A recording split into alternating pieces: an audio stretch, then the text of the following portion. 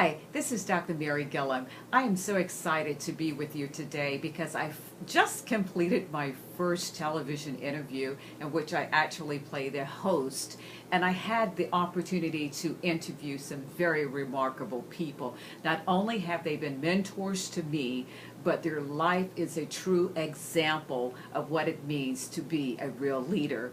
So in that interview, we covered a lot of things, and a lot of things that I actually write about in several of my leadership books. As you can see, I have one here, the 14 Jewels of Dynamic Leadership, and then I also have here Gifted to Lead, 4 Steps to Releasing Your Leadership Potential.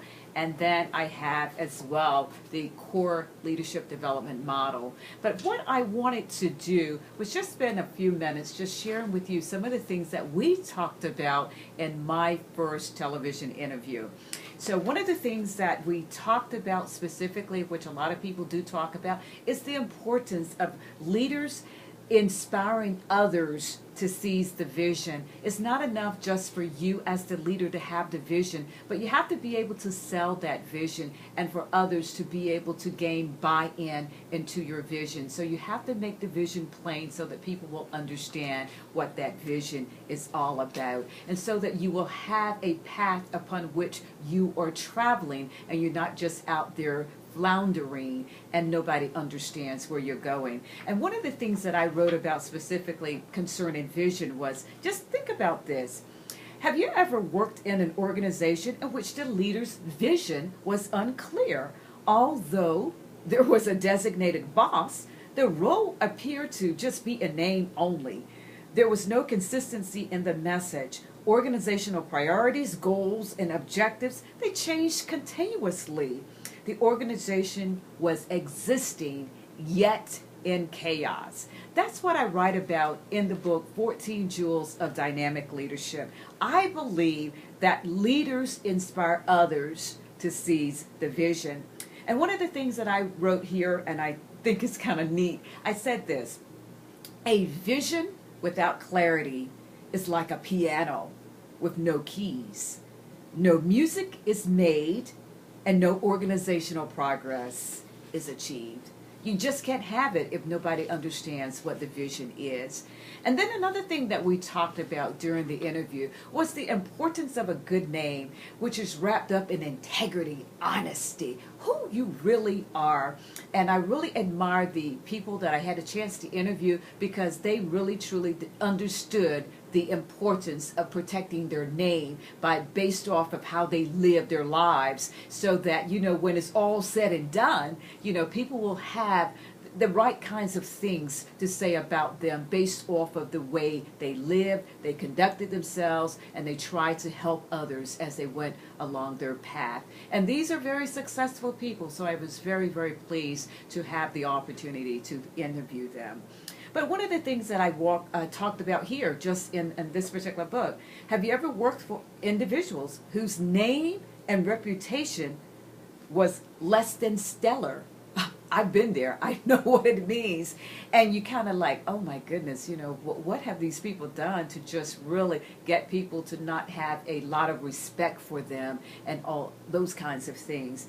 They were not respected internally or externally, yet they occupied the role of leader.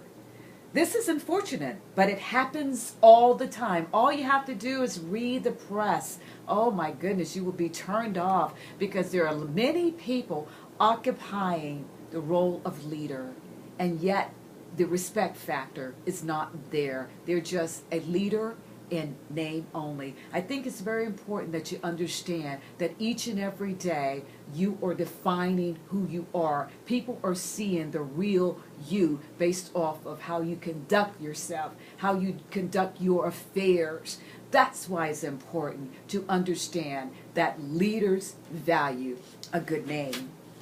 And something else that we talked about too is that leaders, they refuse to abort their dream.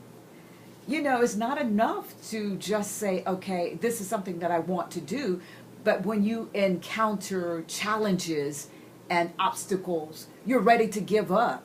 Well, was it really what you really wanted to do? Because if it is, you will be willing to go that extra mile, be able to really put forth the effort to say, I'm not going to quit.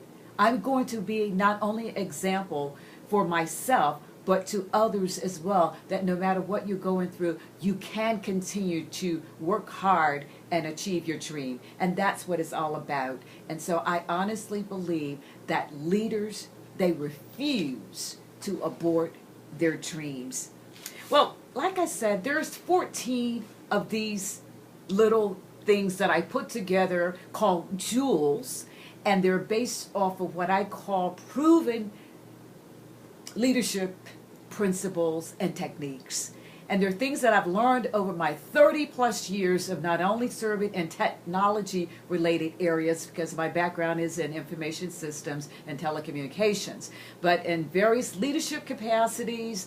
I served over 28 plus years in the military, and then I served as a government contractor, and then I also served as a senior executive service member or SES member for the Department of Defense. And so I do understand the challenges associated with leading not only at the lower echelon but at the higher echelons as well. So I want to be able to share those kinds of things with you from time to time, just so that we can continue to help emerging leaders grow one step at a time. Again, this is Dr. Mary Gillam. I'm the owner of M2G Dynamic Leadership Solutions. My website is M2G Leadership Biz, and that's biz.com.